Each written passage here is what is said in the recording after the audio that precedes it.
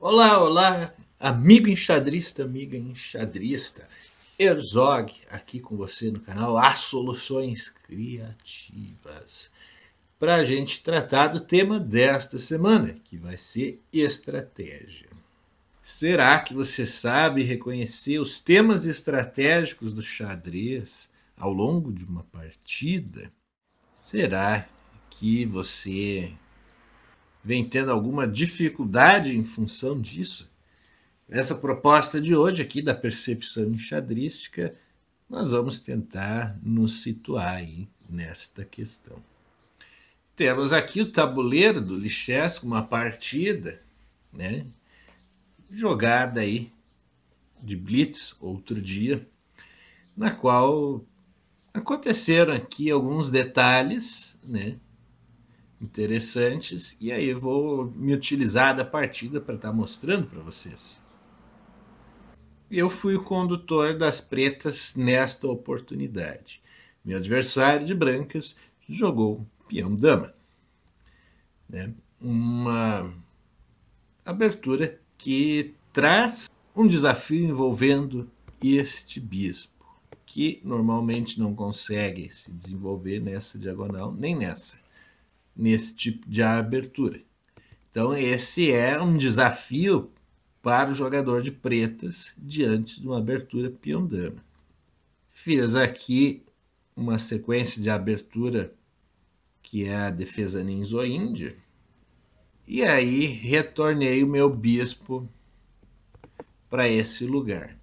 Aqui entra um exemplo de um tema estratégico. Nessa abertura, toda a teoria que existe nela dá conta de que pode fazer mais sentido aqui capturar esse cavalo com o bispo, né, visando enfraquecer aqui a estrutura, algo que eu não queria. E então pode ser jogado isso que eu joguei, mas que nunca é recomendado. E eu já vi grandes mestres jogarem o peão aqui, deixando esse apoio para o bispo aqui. Via de regra, o que eu fiz contraria os princípios da teoria enxadrística de um modo geral. Então você vê aqui que há formas e formas de lidar com esses princípios e com estratégia. A princípio, esse meu recuo foi para garantir mobilidade futura aí para a minha dama.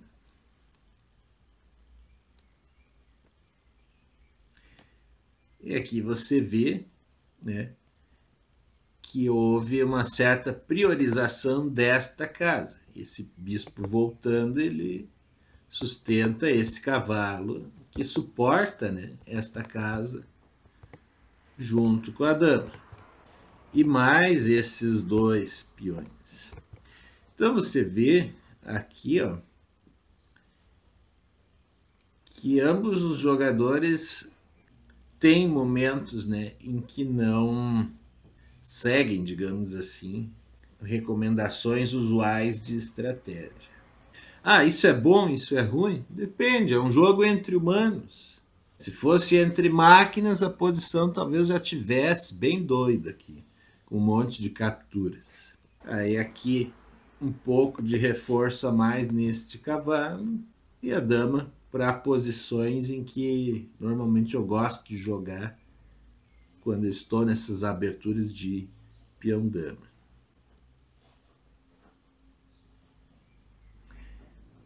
Aí aqui finalmente a branca toma iniciativa naquela casa para a qual eu estava protegido. E aqui essa decisão foi tomada baseado em questões estratégicas. Ó, por exemplo, essa torre está colocando forte pressão indiretamente nessa coluna. A partir dessa situação estratégica, o adversário poderia fazer um golpe aqui com este cavalo. Por exemplo, nessa casa ali ou nesta aqui, a qual, se eu capturo aqui ou aqui com o meu peão, a torre pegaria minha dama. Né? Então, é um exemplo de uma decisão que não foi tomada pensando no imediato, mas sim no futuro, como costumam ser as decisões estratégicas, certo? Então se partiu, né, para essa decisão aí pensando nisso. Outro exemplo de decisão baseada em estratégia tem a ver com observação, ó. A diferença de um peão nessas 3 colunas aqui, né? Nessas 3 colunas aqui, né? E agora, com aquela troca ali, que também foi baseada em estratégia, se atraiu essa torre para esse lugar. Sim, é um movimento tático, mas que surgiu a partir de um entendimento estratégico. Repare como está esse perímetro aqui. Maioria de peões para as pretas e maioria de presença de peças aqui, né? Com essas duas aqui contra esta aqui, que ainda está sob ameaça. Então, ela perde um tempo, imediatamente se inicia um ataque, na expectativa de defender aquele peão, né? A branca põe a dama ali e leva mais um ataque, ganhando mais um tempo. Agora a preta defende aquela peça aqui, né? Esse peão. E coloca o seu peão aqui. Tem alguém que esteja melhor, na sua opinião?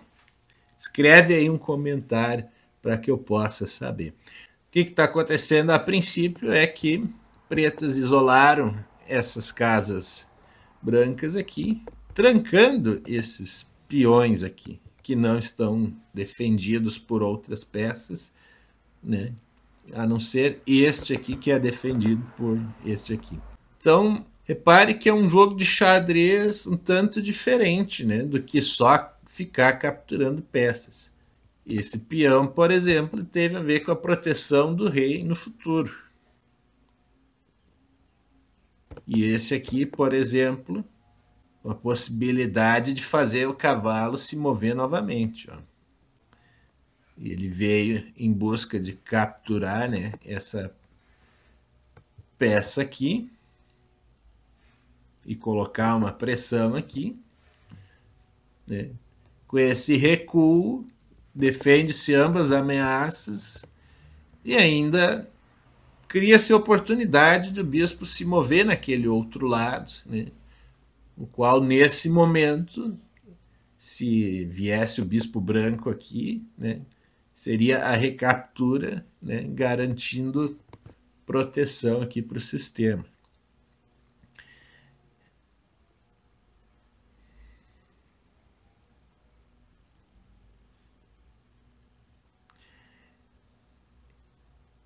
Então, ambos os jogadores estão buscando as suas possibilidades, né?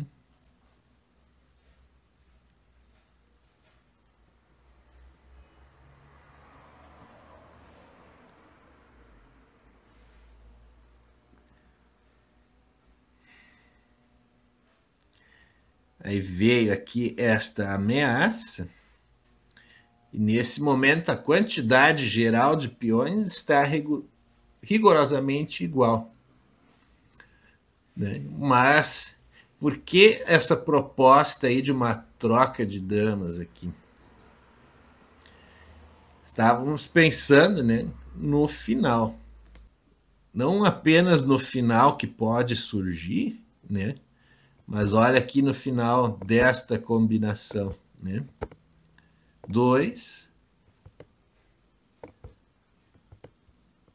contra 2. Então essa matemática aí, ela foi aparentemente correta, né? Veio esta defesa aqui. Aí saiu os bispos de circulação e se manteve o cavalo.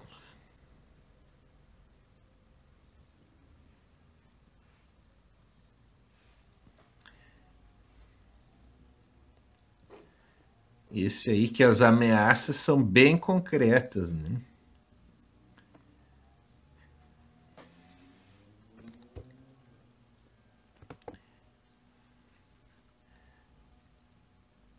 E aqui a partida já tornou um contorno mais tático, talvez, né?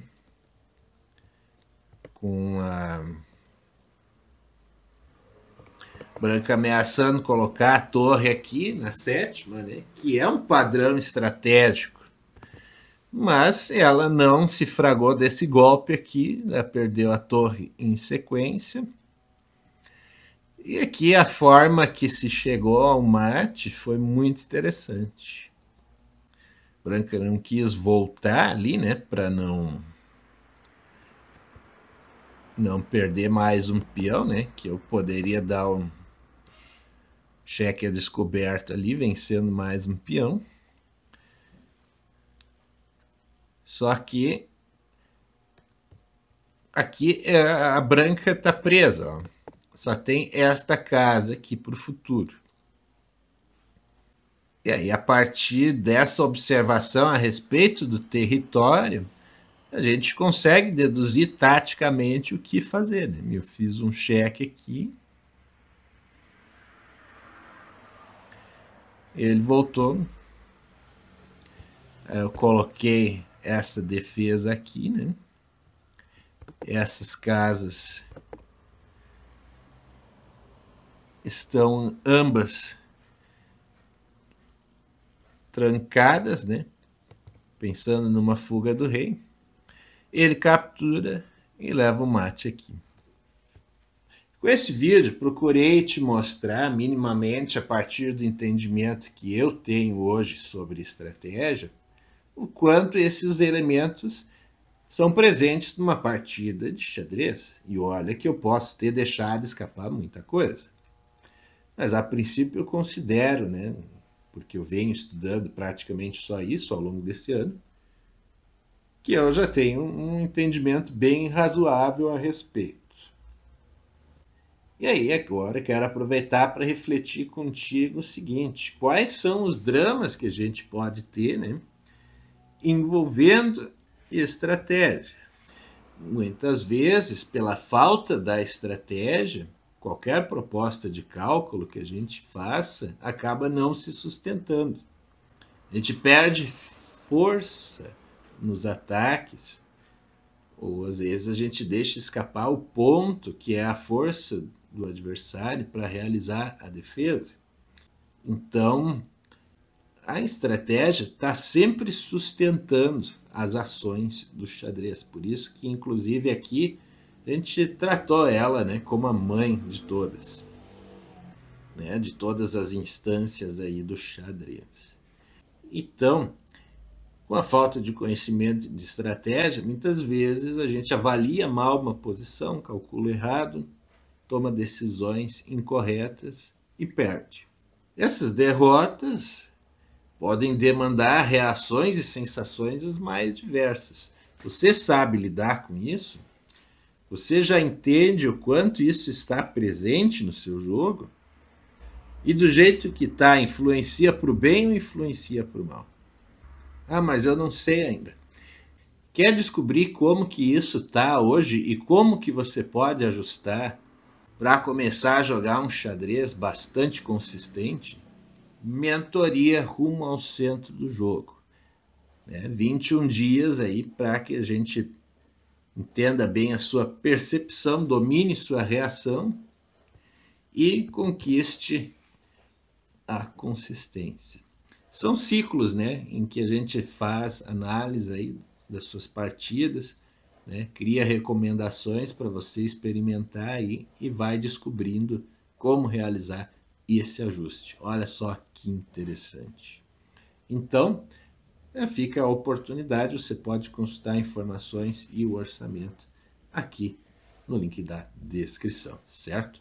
Gratidão por existir e por me assistir. E não se esqueça, mova seus peões e me encontre no próximo vídeo.